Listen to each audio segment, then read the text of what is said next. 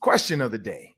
You asked me about Justin Jefferson and this top 5 thing. So my question to you is this top 5 athletes like in the world, or is this just football? Yeah, so here's the context. CBS Sports put together a list, the top 25 NFL players, 25 and under. 25 and under NFL players. Justin Jefferson ranked number 5 on the list. Now, I want you, Ron, to try to guess the 4 above him. A little Family Feud style. You get 3 strikes. Yeah, well, this is easy for the quarterbacks at least. I'm not good with ages, so I'll just try to go off of years in the NFL. I'm guessing they have to be under 25 if they've only been here for a short time. So Joe Burrow, Super Bowl champ, or Burrow not champ, on the but list. Yep. Number 3. The other young, I want to say Trevor Lawrence, but I don't think he's good enough yet. But I'm going to go with the other one that reminds me of him, Herbert, Chargers. Herbert is actually number 1 so on Herbert's the list. Better than Burrow in their mind. Okay, like you keep behind Herbert. Like I just can't. Like he went to the Super Bowl. Again, he has Ja'Marr Chase. I want to say Ja'Marr Chase. He is 1 behind Jefferson. He's number 6. Okay. I can't say Kyler Murray because I don't think he's better than Kirk Cousins. Not Jonathan Taylor. Oh, I'll give you a hint. We got one quarterback and 1 pass rusher. So it's 1 more quarterback in there? 1 more quarterback. He is young. Exciting kid, kind of like Kyler Murray, but better. Lamar Jackson.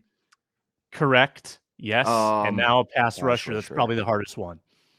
Daniil Hunter. No, Daniil's not 25. Daniil, wait, how old? Daniil's not 25, is he? Did he just pass it? Because he was like Daniil broke a record. 27, 28. But he had Daniil had a record for tackles or sacks under 25 before he's 25. Yeah, he was the fastest to 50 sacks, I think, under 25. Yeah. So, you know what? It's one of the Bosa brothers, I bet. Or Watt. No, Watts are old. So it's got to be Bosa. Yep, it's Bosa. It's Nick Bosa. And he doesn't have 50 sacks. So how is he even in this? Like that alone, he should not be in front of Justin Jefferson. If you haven't broken Daniil Hunter's 50 sacks before you're 25, no. Because I don't know how many sacks is he at? Bosa's at. I mean, Bosa missed the entire 2020 season. So he had a great year last year, 15.5 sacks. He was amazing, but he's only had 2 healthy seasons. He's 24 years old. He's got 24 sacks in his career. So he's off to a great start. Record.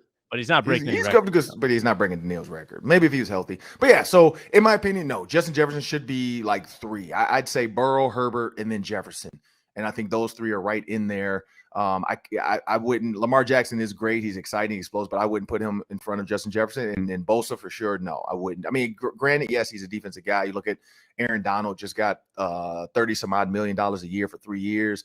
Highest paid player, non-quarterback.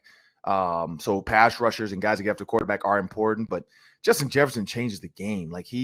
Somebody just tweeted a question today and my answer was none. They said, would you take any receivers? Cause I know we've done the Kirk Cousins. And it was, would you take any receivers over Justin Jefferson? No, I wouldn't. Like what he does. I mean, you can argue Ja'Marr Chase, but there's no Randy Mosses in my opinion right now in the league. Like other than Randy and Jerry Rice, there's nobody you could take possibly right now that I'd feel comfortable like, oh yeah, this guy's going to give me way more production than because even Cooper Kupp, I think is a product of that system. I think he's good. He's really good, but he's a product of that system. So in my opinion, no, I'm going to go Jefferson, but I'll put him right up there with Burrow and Herbert. I think he under 25, he's exciting, but yeah, Lamar Jackson, Kyler Murray, Nick Bosa, Jonathan Taylor. I'm going to put them after that. Yeah. Let me ask you this, Ron. So I think that a big part of this list is kind of assuming that the quarterbacks are going to get even better. Like Burrow's going to get better, Herbert's going to get better, and they're going to be legends. Do you think Justin Jefferson still has more to get better at as a wide receiver? Because when I watch him, doesn't have any weaknesses. I mean, he does the short stuff well, the deep stuff well, the contested catches. I'm like, where do you think he could actually improve other than just simply getting more passes his way? There's not really an improvement, but there's a thing. You always can get better. You have to be better than your best. So whatever you did yesterday, be better the next day. For Justin Jefferson, I think it's some of the little things And this is not so much on the field, but more off the field. Like he has to continue to gain, or Kirk Cousins, he has to gain Kirk Cousins' confidence. Like Kirk Cousins has to be like I watched some of the Joe Burrow to Ja'Marr Chase throws. Because and maybe this is why those are on Twitter. I couldn't figure that out either. I know the NFL is just recycling stuff to get people excited for the season and make sure nobody leaves their league. Nobody's leaving the NFL to watch something else. But I've seen a lot of like highlights of Ja'Marr Chase, one-on-one, Burrow throws it. Ja'Marr Chase is covered like a blanket and he still makes the catch. Kind of like Randy Moss. That's where Justin Jefferson and Kirk Cousins have to get. Kirk Cousins has to trust Jefferson. He has to throw him open. He has to throw it before because I've seen it times where Justin Jefferson slams on the brakes, he's wide open, but Kirk doesn't throw it because he came off of him.